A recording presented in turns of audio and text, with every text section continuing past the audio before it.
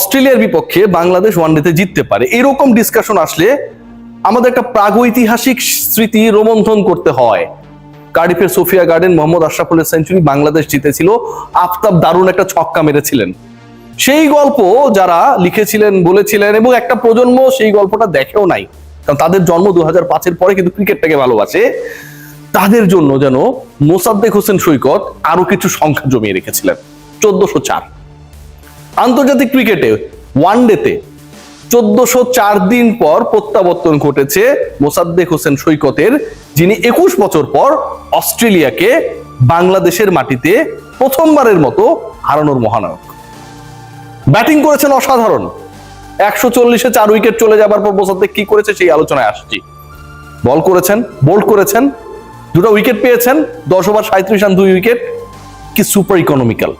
Fielding এ মুস্তাফিজ যখন বল করলেন এবং শেষ মুহূর্তে যেভাবে এলিসকে ফেরাচ্ছেন উল্টা পাশে দৌড়ে ক্যাচ নিয়ে, পুরো ম্যাচের চিত্রনাট্য শুধু একজনকে ঘিরে যেন ঘুরেছে, মোসাদ্দেক সৈকত।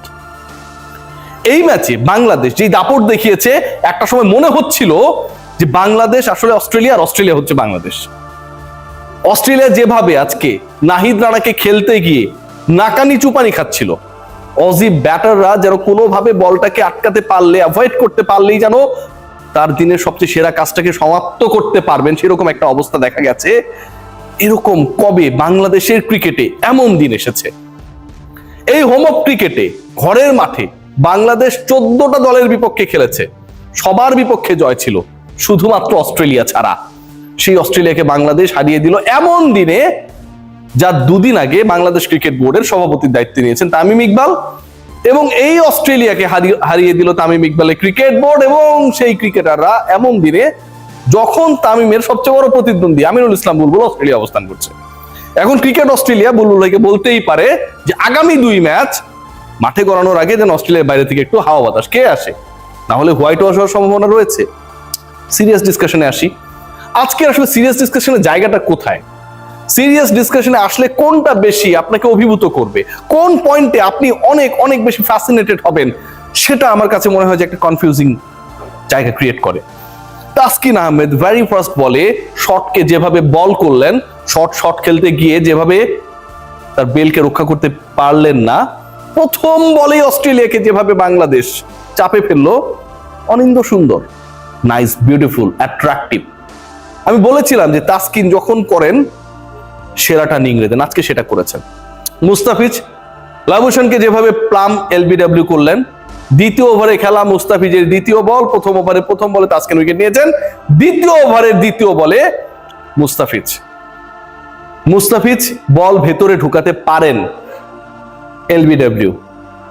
আজকে মোসাদ্দেক সৈকত বাংলাদেশের স্কোরটা শেষ পর্যন্ত 250 পেরুবে কি না, 1404 দিন পরে জাতীয় দলে ঢোকা একজন ক্রিকেটার আলটিমেটলি পারফর্ম করতে পারবে কি না, বল হাতে যে এক্সপেকটেশনস এর আলোচনা করা হয়েছে সেটা তিনি ফুলফিল করতে পারবেন কিনা, এই যে ডিসকাশনস গুলো ছিল প্রত্যেকটার উত্তর তিনি এখানটায় দিয়েছেন।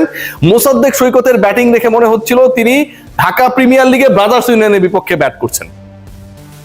ডিপিএল এ মোসাদ্দেকের পারফরমেন্সটা যদি বলি, সেটা খুব ইন্টারেস্টিং। 7 ম্যাচ 336 রান, গড় হচ্ছে 67 এবং স্ট্রাইক রেট 133। আজকে মোসাদ্দেক করেছেন 70 বলে 86। আফসোস, আরো কিছু বল থাকলে সৈকত সেঞ্চুরি করে ফেলতেন।